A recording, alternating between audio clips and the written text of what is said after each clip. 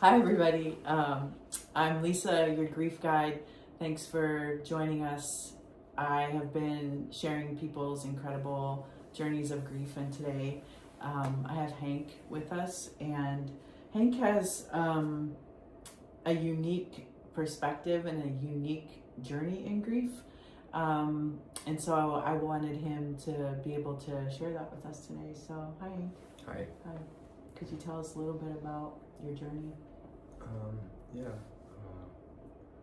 My stepson Nathan died 3.5 years ago.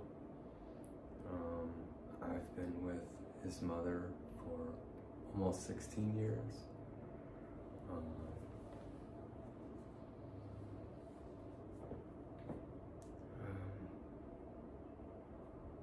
was with him since he was 14.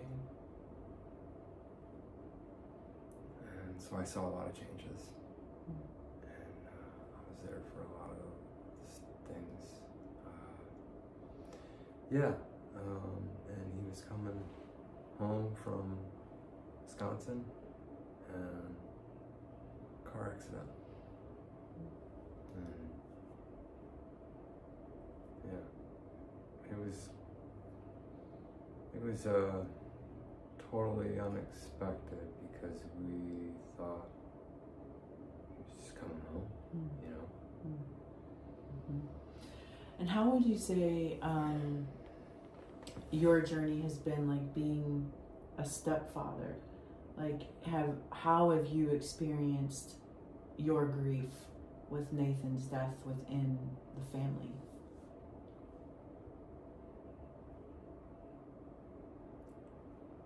Directly and indirectly. I have my own personal, and then of course I'm with and supporting my wife and Nathan's father, which happens to be a good friend of mine from school.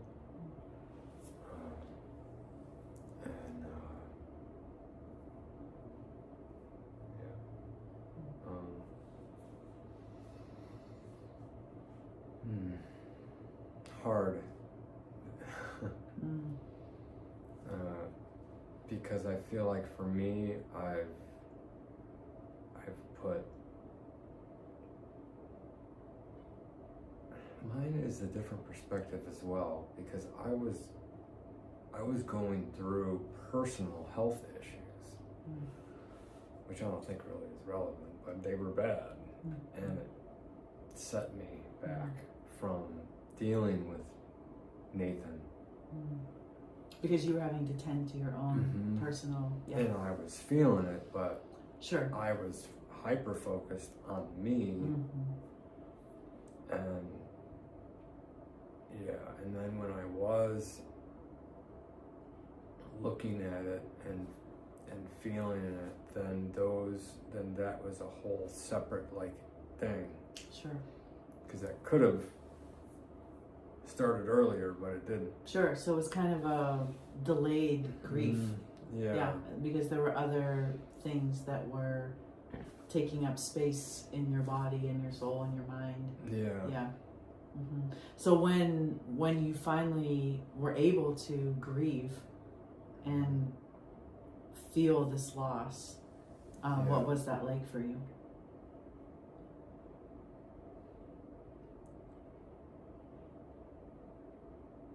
It was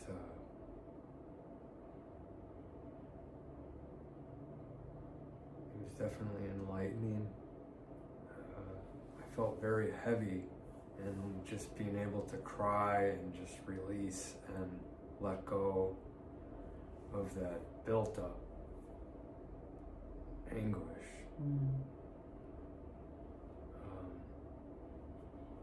I was at a retreat. Cried a little bit, at his funeral. I did cry at his funeral, but not after doing retreats and just really digging and thinking about what I'm feeling. And then I opened up. And then once that happened, it was was just it's liberating because there's so much that you hold on to, and you know. Sure, of course. And thank you for mentioning retreats because, you know, at Grief Guide, we also lead grief retreats. And oftentimes people think in grief, it's almost counterintuitive to be silent or to be still or to allow yourself space for grief. But that's exactly what we need, because in our real life out there, you know, we are not still, we're not silent. We don't give ourselves time and space to grieve, right? And that's the purpose of retreats, of time set apart to be able to do it. So it doesn't surprise me at all that that's where you felt that you could actually feel and you could actually grieve and let go, right? Yeah. And that needs to be said. That's beautiful. Your retreat, I remember feeling this way after. I remember looking back, it took time.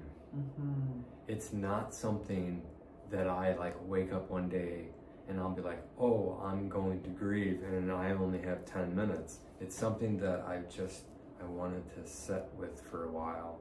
And it wasn't something planned. It was something that just happened. And it took hours for me to be relaxed enough in here for me to really be honest with myself and just let go. And it was not even planned. I felt it, and then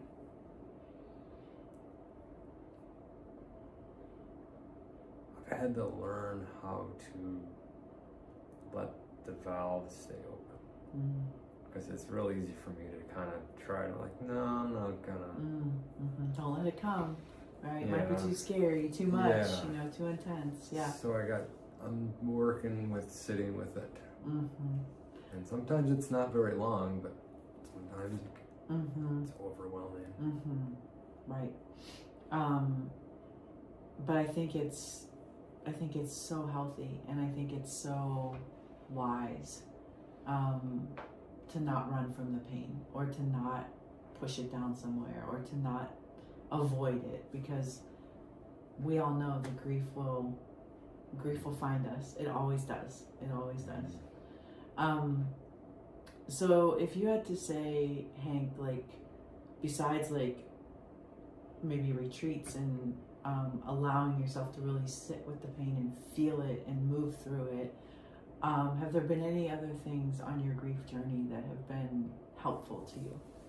Yeah. I've switched things a little bit. We've switched things around. We've redefined certain holidays. For instance, like what we've done with Christmas. I like putting up the tree, and now it's a Green Bay tree because Nathan was a Green Bay fan, and I'm not really a football fan, but I am now, and I love Green Bay because of Nathan. And now it's not a Christmas tree, it's a Green Bay tree. It says Green Bay at the top, it's got Green Bay ornaments, it's green and yellow, you know, and yeah, it's, I like doing stuff like that. I like sitting with all of our things that we have of him. We have like a memorial inside the house and outside the house, and I like sitting with that stuff. I like adding to it. We have candles that we light all the time. They're lit right now, you know. I've heard that you do something with lanterns. Yeah. Tell us about that. I put lanterns that Teresa gets. She's gotten them from different places, friends. and she likes these lanterns, and I put them in a heart arrangement around the yard, so it just envelops the whole yard. And we went and got Nathan, big letters, and we put Nathan in the yard, and we put that out there on his birthday and on the day that he died. Yeah, I think what you describe is what I think a lot of people sometimes need. They need tactile things that they're doing, whether it's with their hands, whether they're being creative, whether they're building something. And it sounds to me like that's been a comforting, healing part of your grief journey, whether it's the tree or the garden or the lanterns, that it's a way that you kind of live through your grief and remember Nathan and honor his life. And that's really cool. One of the areas outside that we have a memorial for him, there's a chair where you can sit, and there's a picture of him, and there's a fishing pole, and there's other things that just are obviously Nathan, and you could just sit there and just hang out with Nathan. And almost every time I walk into the house, I can look over at the picture and I'm just like, hey, what's up, Nate? In here, sure, of course. And even if you sometimes said it out loud, I do say it out loud, of but course. most of the time it's just I'm acknowledging. Hey, what's up, Nate? Of course, of course, yeah. That's beautiful. So, is there anything else that, like, if you had to say to somebody listening, like, do this, if you don't do anything else, like, do this one thing to help yourself while you're grieving?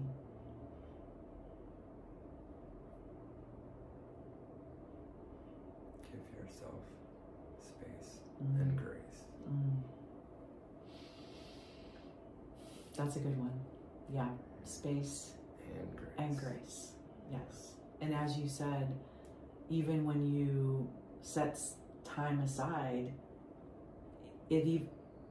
like we're so used to our culture being so instant, right? And so rushing, and so on to the next thing. And so when you say that, give yourself space and grace to know that grief and grieving is an unfolding, long process that takes a long time. Yeah. Right, it's going to be forever. Yeah, and that this isn't a competition. It's not a race.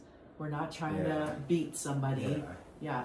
We don't have to hurry up and get back to life. Exactly. And be the same, Yes. Like, I know for sure, like, my wife feels the same way. It's not the same. No. So I have just day to day coming at it from a new learning perspective. Every day it's new. Every day. It's because it's a new day post Nathan dying. Correct. 3.5 years. It's only been 3.5 years. Correct. The new has only been 3.5 years. Yes, compared to all of it's this. Not yes, all exactly. of this, and it's been 3.5 years. Yes. It's more realistic to just say it's only been 3.5 years. Absolutely, and I love that you use the word only, because it is only 3.5 years, and that's a very short period of time when someone has been ripped out of your life by death in such a violent, tragic way. Yeah. Right. And so thank you for saying that. I think that everybody needs to hear that, that's grieving. And to know that your process is your process, right? And it takes as long as it takes. And, there's no finish line. And you wake up every day and you move through it the best you can. Yeah. So that's a good one. And crying's okay. Yeah. Yes, it is. Guys, come on. Yeah. It's okay. Yeah. Really. Thank you. Who are we trying to impress? Yeah. Thank you. Thanks, Hank. It's all about us going through the process. So really, you're holding back yourself from yourself. Yeah. That's a good last word. I like that. Come on, guys. It's okay for you to cry too. Yeah. Yeah. Thanks, Hank. Yeah, thanks for being here. Yeah. All right. Thank you. See you, everybody.